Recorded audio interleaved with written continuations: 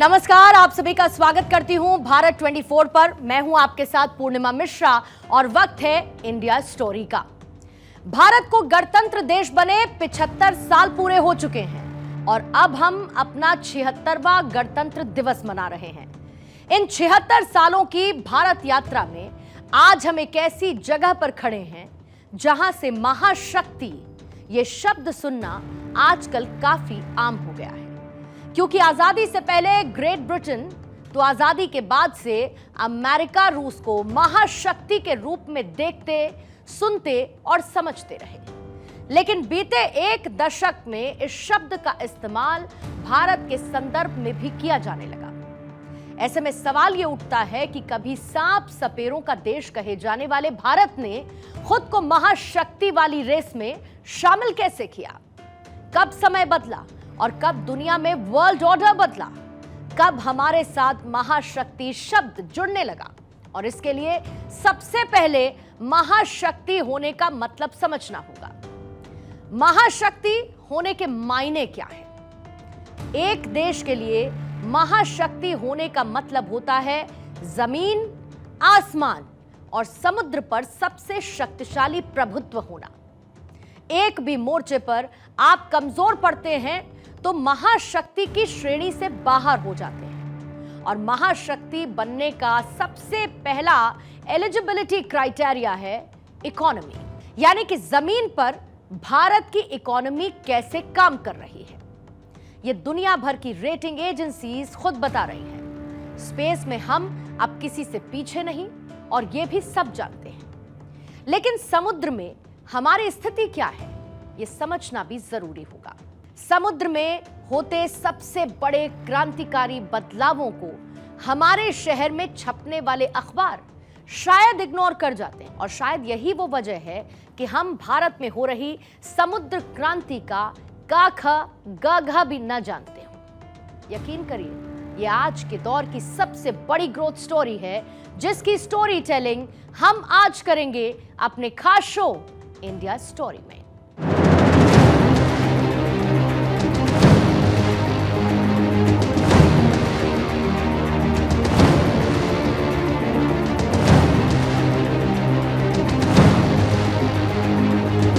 हमारे coastal area का infrastructure मजबूत किया जा रहा है।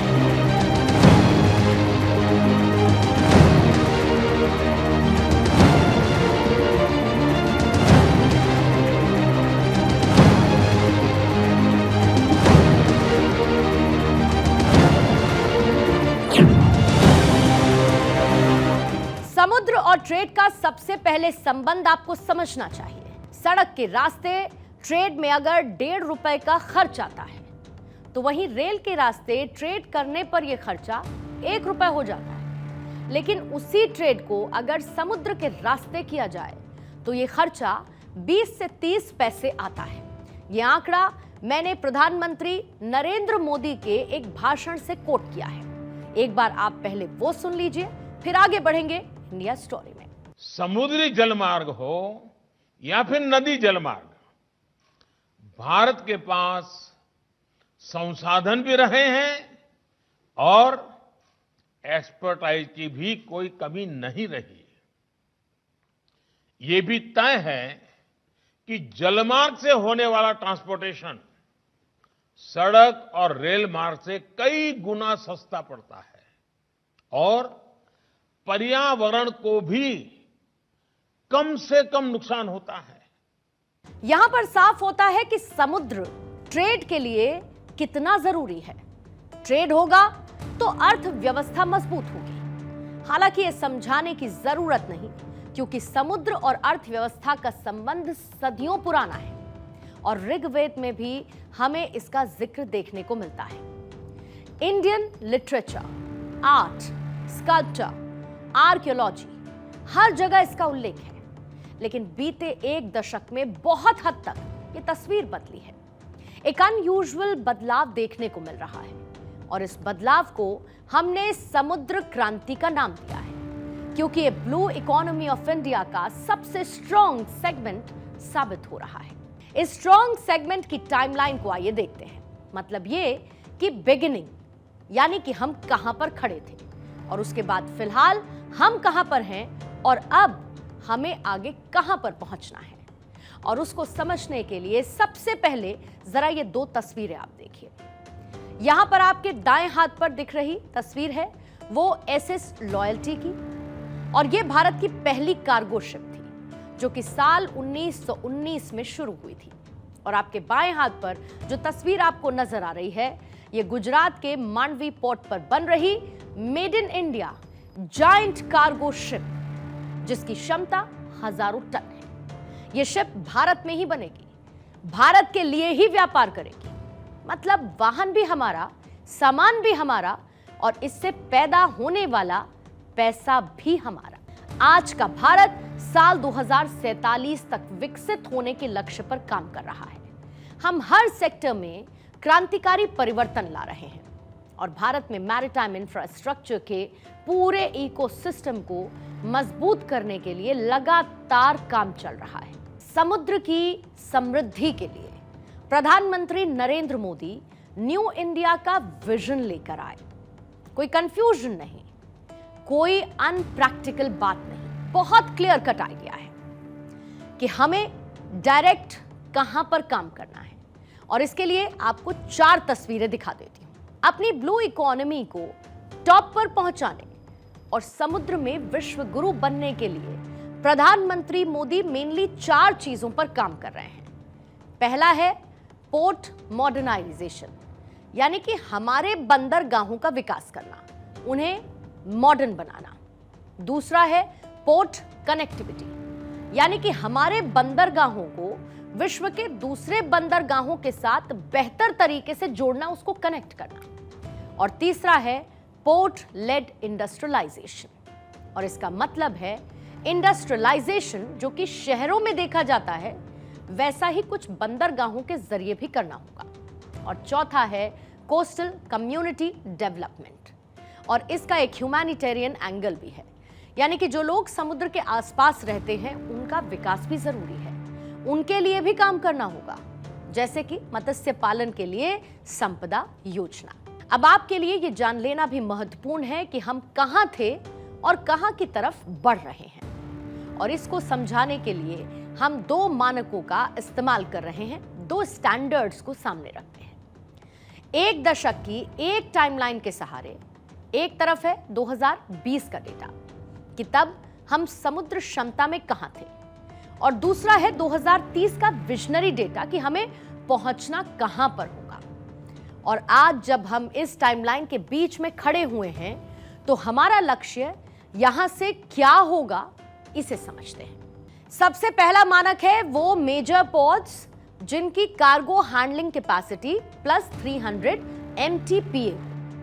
2020 में ऐसे पोर्ट 0 थे, यानी कि 0, और हमारा लक्ष्य है कि 2030 तक 2030 तक हम ऐसे 3 पोर्ट बनाकर तैयार करें। दूसरा मानक है सामान की ट्रांसशिपमेंट में भारतीय बंदरगाहों की हिस्सेदारी, जो कि 2020 में कुल कितनी थी, 25% थी, 25%, और 2030 तक इसे 75% से ज्यादा पहुंचाने का लक्ष्य रखा गया है। तीसरा मानक है भारत में कितने टन एक कार्गो शिप का डेली आउटपुट है।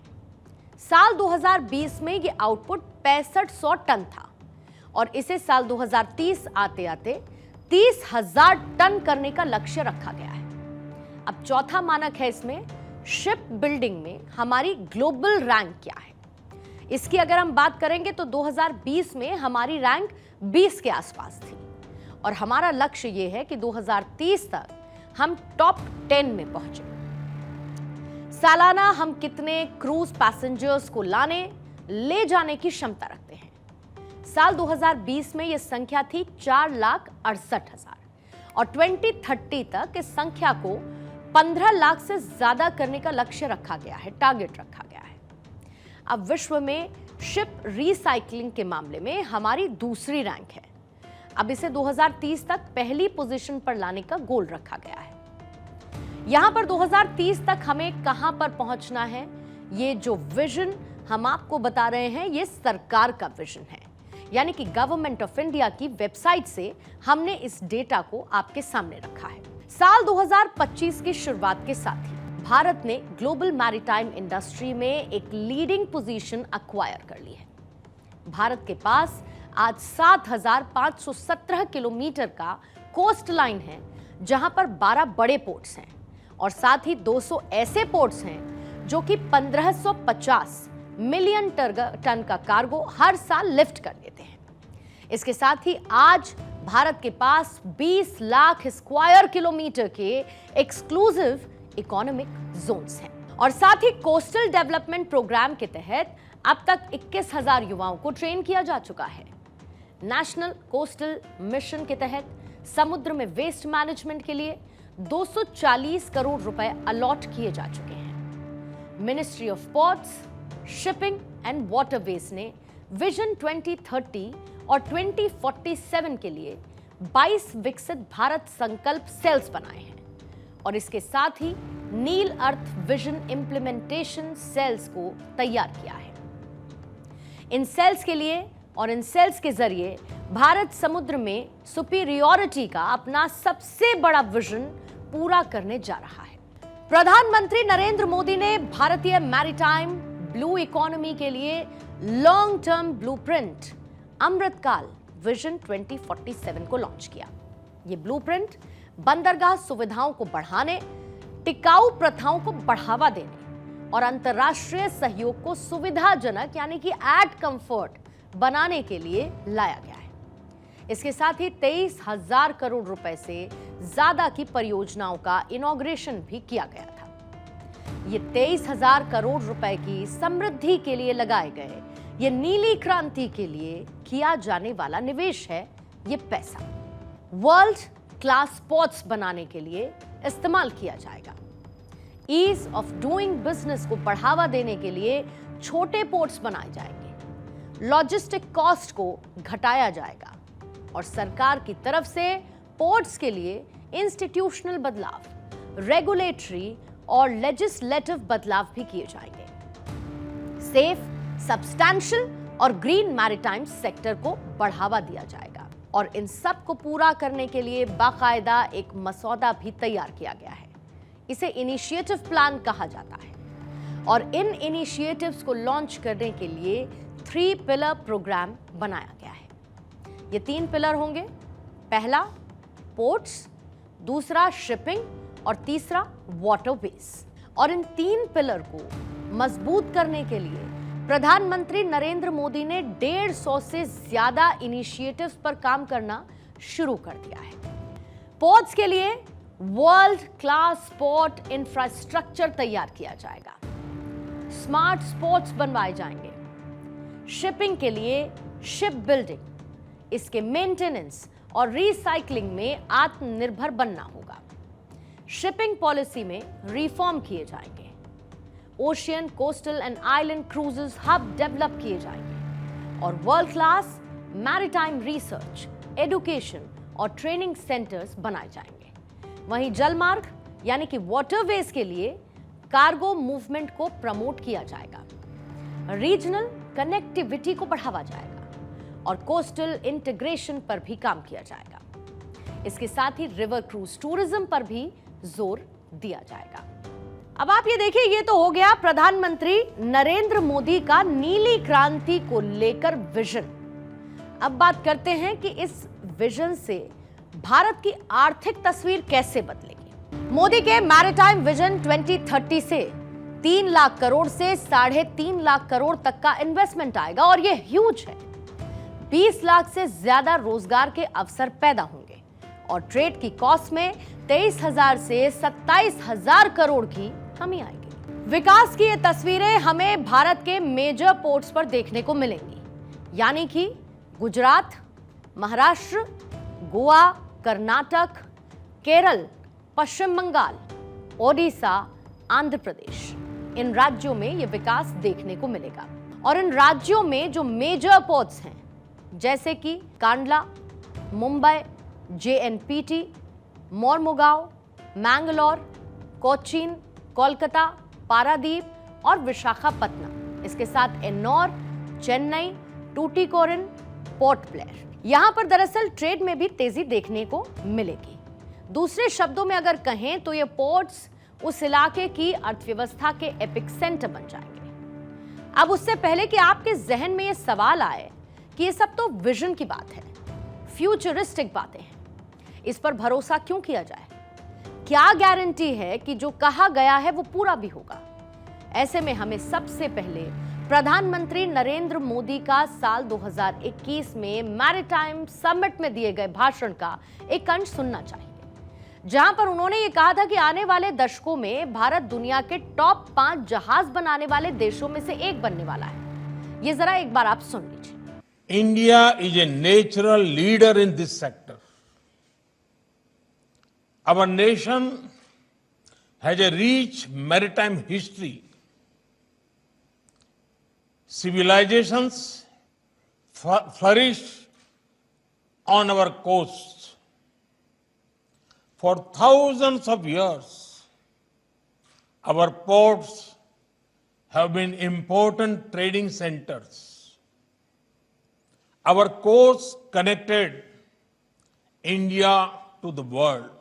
India is very sincere about growing in the maritime sector and emerging as a leading blue economy of the world.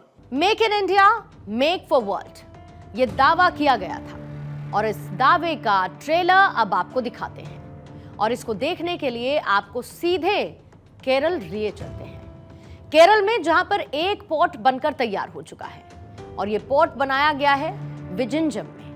और इस पोर्ट की कुछ खास बातें एक नजर में जरा समझ लीजिए।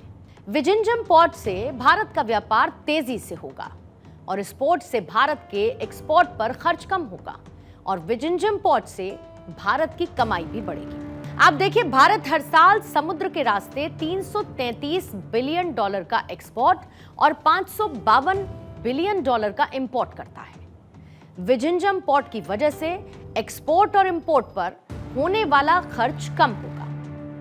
एशिया में भारत भले ही हिंद महासागर का सबसे बड़ा देश है, लेकिन भारत ने कभी अपने समुद्र का फायदा इतिहास में उठाने की तैयारी नहीं की थी।